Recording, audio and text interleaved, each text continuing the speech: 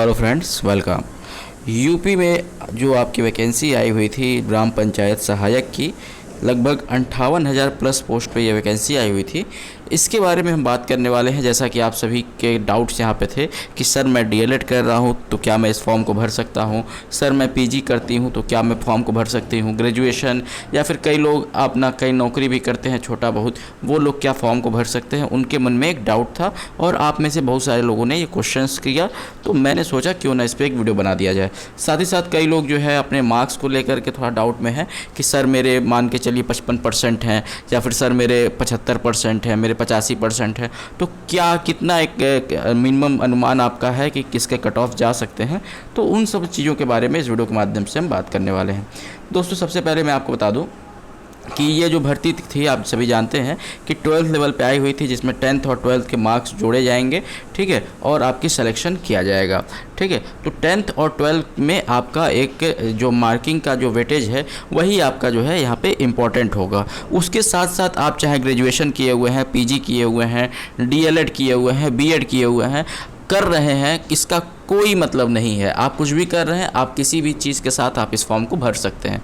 कहीं दूसरी जगह नौकरी कर रहे हैं, आप भर सकते हैं, हाँ। लेकिन जब आप इसके नौकरी करने लगेंगे, जब आपको ज्वाइनिंग लेटर मिल जाएगा और इसमें नौकरी करने लगेंगे, तो आप जानते हैं कि एक साथ आप 2 नौकरी नहीं कर पाएंगे, क्योंकि ये भी आपकी जो है एक फुल टाइम जॉब है और वो भी आप जो भी आप कहीं कर रहे होंगे वो भी आपका कहीं फुल टाइम ही होगा। बट अगर पार्ट टाइम अगर कहीं आप कर रहे होंगे तो मान लीजिए फुल टाइम और पार्ट टाइम आप सभी समझते होंगे ना, कि जिसमें आपको हमेशा नहीं जाना है, तो आप इसके साथ साथ कोई पार्ट टाइम जॉब भी कर सकते हैं अगर आप चाहें तो, ठीक है। बेसिकली आप सभी इसका सैलरी वगैरह जानते हैं कि 6,000 रुपये इसकी सैलरी है। तो अगर आपको लगता है, हालांकि 6,000 रुपये फिक्स्ड सैलरी है ये, ठीक है, और फिक्स के लिए तो लोग आजकल बहुत ज़्यादा जो है मतलब परेशान रहते हैं कि हमारा सैलरी कम ही रहे, बस फिक्स्ड रहे कि हर महीने इतना हमको मिल जाए, ठीक है। तो फिक्स सैलरी है, 6,000 रुपये आपको मानदेय मिलेगा और उसके बाद से आप कुछ इधर उधर से भी आप थोड़ा बहुत आप जनरेट कर सकते हैं इनकम, ठीक है। कुल मिलाकर के आपको एक धाक रहेगा, ठीक है। आप जब पंचायत में बैठेंगे, पंचायत भवन में बैठेंगे, वहाँ पे आपके साथ जो है आपके जितने भी कहा जा सकता है ग्राम पंचायत जो होंगे, साथ ही साथ वीडियो वगैरह के साथ आप बैठेंगे उनके उसमें, तो आपका एक धाक होगा, ठीक है। तो अगर आप इन सब चीज़ों को चाहते हैं तो आप बिल्कुल भी इसमें मतलब इसकी जो है वैकेंसीज के लिए अप्लाई कर सकते हैं। दोस्तों, सबसे मेन मुद्दा जो था कि भाई कितना कट ऑफ रह सकता है, मतलब कितना परसेंटेज अगर मेरा है हाई स्कूल और इंटर में एवरेज मेरा कितना परसेंट है तो मैं इस फॉर्म को भरूँ, ठीक है, मतलब कितना परसेंट मिनिमम होना चाहिए।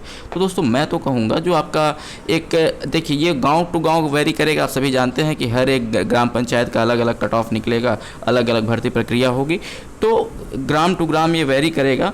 लेकिन एक अगर अनुमानता देखा जाए, ठीक है, तो 80 से मतलब 80-85 से ऊपर भी अगर आपका परसेंटेज बन रहा है तो ये सिलेक्शन का आप मान सकते हैं। परंतु इस 80-85 का कहीं ये मतलब नहीं है कि अगर आपका 65% है या फिर अगर आपका 70% है तो आप इस फॉर्म को नहीं भर सकते हैं। आप भरिए, अगर आपका 65% से ऊपर भी बन रहा है, 70% से ऊपर भी बन रहा है, तो आप ज़रूर इस फॉर्म को भरिए अगर आप इच्छुक हैं भरने के, तो ठीक है। हो सकता है कि किसी आप जिस ग्राम में हो वहाँ पे लोगों का परसेंटेज कम हो, ठीक है। तो अगर वहाँ पे लोगों का परसेंटेज कम होगा, देखिए किसी भी कंपटीशन में ये नहीं डिपेंड होता है कि भाई आपका कितना है, इसमें ये तो डिपेंड होगा ना कि आपके अकॉर्डिंगली जो आपके क्षेत्र में है उन लोगों का कितना हो सकता है। भाई मेरा 50% हो और मेरे क्षेत्र में जितने लोग हों उनका जो है 49% से नीचे ही हो, तो आपका 50% वाले का सिलेक्शन हो जाएगा ना। तो कहने का मतलब ये है कि अगर आपका 65-70 से भी ऊपर बनता है तो आप ज़रूर इस फॉर्म को भरिए, ठीक है। लेकिन एक सिलेक्शन का जो हमें जो लगता है कि एक क्राइटेरिया जो अगर किया जाए कितने परसेंट वालों का सिलेक्शन होगा, तो 80-85 तक हो सकता है, चला जा सकता है, ठीक है। इसमें कोई भी मतलब ये मत मनाए, क्योंकि ये आप जान रहे हैं कि जो है एक अनुमान ही है मेरा, ठीक है। बाकी का आप देख सकते हैं जो भी हो, ठीक है। तो बाकी का मैंने आपको सारे इन्फॉर्मेशन इसके अकॉर्डिंग दे दिया, ठीक है। डीएलएड वगैरह वाले भी भर सकते हैं, बिल्कुल भर सकते हैं। परंतु मेरा एक मानना है, मेरा एक पर्सनल सुझाव है आपसे कि अगर आपको बहुत ज़्यादा दिक्कत ना हो, बहुत ज़्यादा दिक्कत का मतलब अगर आपके फाइनेंशियली आप बहुत ज़्यादा वीक ना हो, तो आप इस फॉर्म को मत भरिए। क्यों? क्योंकि आपको जो है फुल टाइम इसमें जॉब करना पड़ेगा, ठीक है।